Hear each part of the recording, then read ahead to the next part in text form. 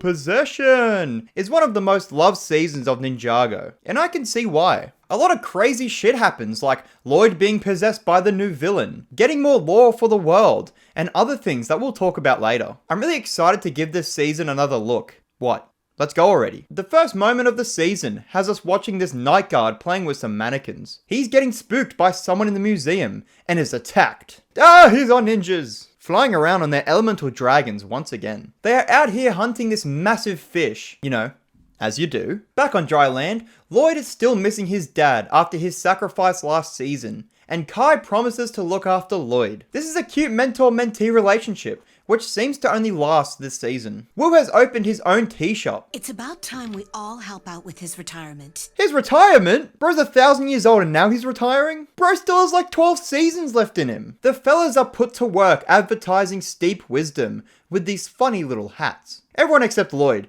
who has been summoned to the museum. Lloyd starts talking to the night guard, but he starts acting a tad strange. The guard's voice is very different, deep, crispy, and sexy. I was knocked out.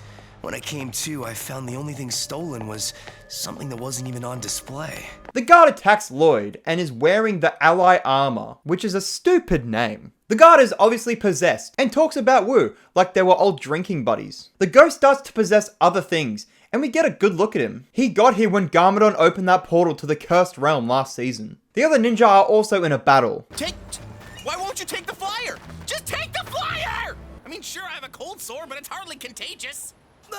What the fuck, Jay? They use their powers to attract more attention to the shop, but their trusted powers disappear all of a sudden. How did they get back to the shop without their dragons? Then Wu hears what happened. He knows that something must have happened to Lloyd. Why are their powers connected to Lloyd? I guess because he gave them their powers? Lloyd is here to tell us. Step aside. That's not Lloyd. He's accompanied by ferocious winds. That ghost has possessed Lloyd and now looks like this. This ghost seems to be able to control the wind. The ninja do a great job fighting him off. Possessed Lloyd fights Wu over his staff, which has a secret message in it. The only thing that's effective against the new Lloyd is a bookshelf, and Kai tries to connect back with Lloyd. He does manage to get through to him a little, but the team scoop him up to make their escape. Wu reveals that the person possessing Lloyd was his first ever student, Moro, the elemental master of wind. Ooh, what a reveal! And here's Moro now chasing them on a dragon. Moro's dragon is really cool. He drops on board the bounty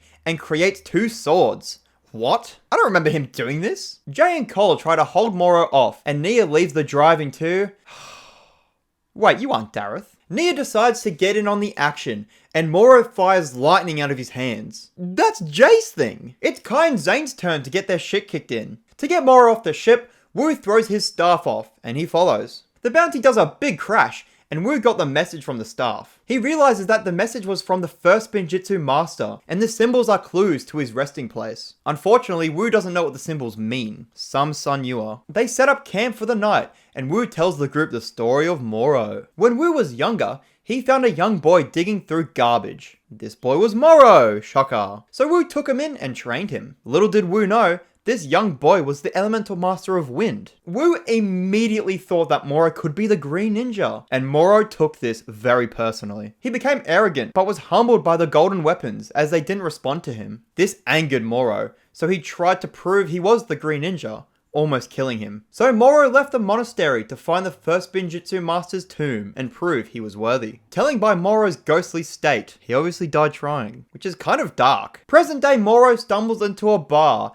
and is almost jumped, but he uses the ally armor to summon one of his ghostly friends. This ghost steals a bike and dips. Misako just shows up out of nowhere, and she decodes the first symbol. It represents a martial art called Air Jitsu, which allows a Spinjitzu master the ability to fly for a bit. To learn this technique, they need to track down a scroll which was stolen. The ninja head out to find that thief. Moro soon discovers that the scroll was stolen, so now he's after it. Kai leads the team directly away from their destination. Now it's Zane's turn to lead, so now they're going in the right direction. Wu has something to tell Nia. Turns out her dad wasn't the only elemental parent. Her mother was the elemental master of water, so Nia has inherited her power. This felt like it was meant to be a big reveal, but we saw it in a flashback last season. Now Nia must train to become the water ninja. Now I remember when this season first dropped, that people were not happy about this character shift. Nia is a very independent character, so she made her Samurai X persona to stand out from the others. But now she has to become just like the others? This kind of knocks her character down a few pegs, but I think this was a great direction to take her. Nia's potential as Samurai X has passed its due date, so I think it's good that she gets more to do by becoming more part of the team. Back on the road, the ninja are confronted by the Ghost Rider, who can turn things into ghosts. The ninja have no idea how to fight a ghost, so luckily there is a water tower right next to them. Yeah, water is the ghost's weakness, so that's why Wu is pushing Nia's development. The Lloydless Ninja arrive at the city of Styx, which is a fishing town surrounded by water. And Kai is letting us know now that he's scared of water. The thief who stole the scroll of air jutsu was this guy, Ronin, who the ninja talk about like they've met before. This is Ronin's first appearance in the show, but there was a 3DS game where he was the main villain. So this means that game is canon to the show. While they're already at Ronin's pawn shop, they snag some arrow blades, which are made of deep stone, which can harm ghosts. Kai bargains.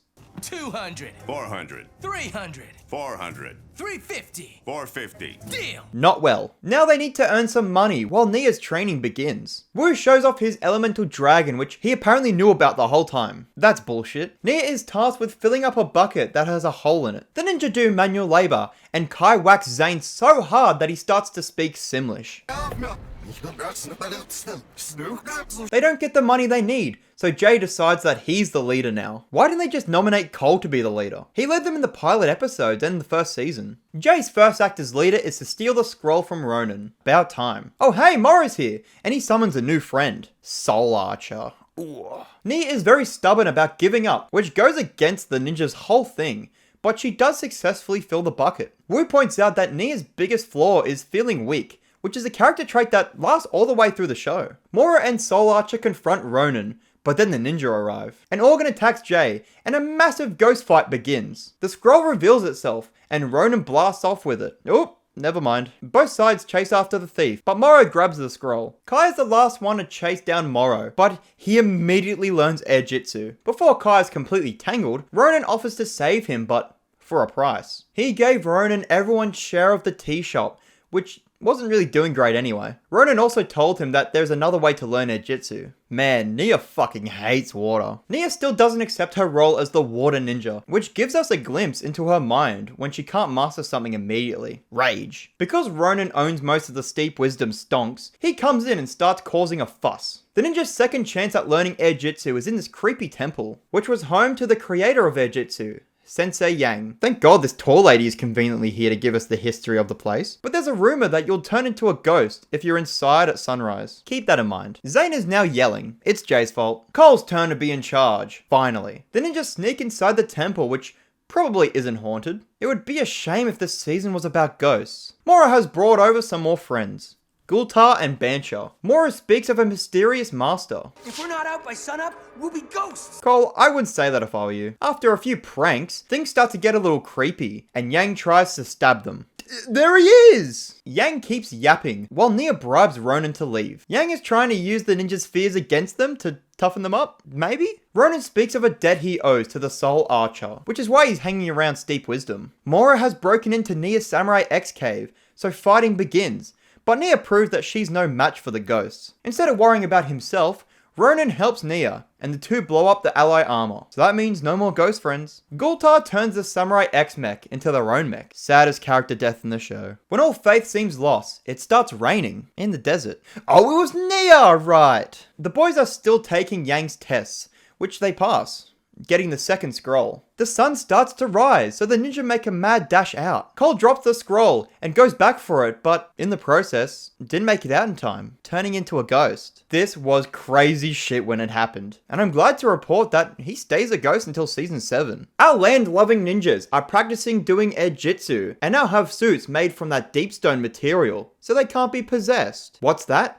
These look identical to the last suits? Nuh-uh. They have shoulder pads. Cole is understandably upset that he's a ghost now, but whoa, Nia's ninja suit. This episode has Zane speaking like a pirate. There be the fire sword, the sword of destiny, the golden cutlass. That definitely won't be annoying at all. Misako figures out the next symbol, which is the Sword of Sanctuary, located in another realm called the Cloud Kingdom. To get there, the ninja must go through this portal, which is only there for a limited time, so they better get their asses moving. But what does the sword do, Tom? Well, impatient viewer, Whoever wields it can see their opponent's next move. How does this help find the first Spinjitzu Master's tomb? I honestly can't remember, so let's watch the damn show. The portal is at the peak of this mountain, so they use some mechs to climb up. Wait a minute. I know these mechs! They're from past seasons, which is really cool and unexpected. Cole has some doubts about attending this mission because he didn't get a chance to practice air jitsu, but he sucks it up and they drop. What I love about this season is that it feels like a big race between the ninja and Moro. A massive gust of wind almost knocks everyone off. Moro is unhappy with the ninja making their way up the mountain, and also because Lloyd is fighting Moro's possession. Bancher yells a little and sends an avalanche in the boys' direction. Jay loses his mech and Cole tries to help. Then Kai and Cole lose their mechs too, but Cole possesses some snow and saves everyone. See, being a ghost is cool. Cole possesses Zane's mech, which makes it go quicker. Moro stumbles upon buildings? Huh? Solatra attacks and Kai dies. Oh, never mind. He has that new suit. I like the detail of Cole not having the shoulder pads because they are harmful to ghosts. And he also doesn't have a coat because he can't feel the cold. And details like that make the show better. The ninja fight off the ghost henchman and almost get blown off again. Oh, now Jay's lost his arrow blade. And the ninja book it and lose Zane's mech in the process. Cole doesn't drop Jay this time. And hey, there it is. The ninja won't be able to make it unless they use air jitsu. Cole doubts himself again, but manages to get up there. They pass through the portal, leaving Moro behind. They finally have a leg up on him. Apparently Bancher knows someone in the Cloud Kingdom that will let them in. Bullshit. The ninja are shown around by Fenwick, and he reveals that the monks in the Cloud Kingdom can pretty much see the future. Nia and Wu have captured Gultar. It's here in the Cloud Kingdom that we learn of the 16 realms, which is probably one of the biggest lore drops in the show. So whatever these monks write comes true, and we see this with... Hello, Dareth. Fenwick tells the group that Moro escaping the Cursed Realm wasn't planned by the monks. Neither was Cole becoming a ghost. The ninja get a tour of some of the 16 realms, while Fenwick yaps about the Realm Crystal, an artifact which allows easy travel between the realms. You'll never guess who made it. The first Spinjitzu Master, yeah, you know. That's what's in the tomb. The lore dumping continues as we learn of Moro's master plan. The Preeminent wants to travel to Ninjago to take it over. You'll see who she is later. After all the yapping, the ninja are locked in a room with this weird-ass creature. Who would do this?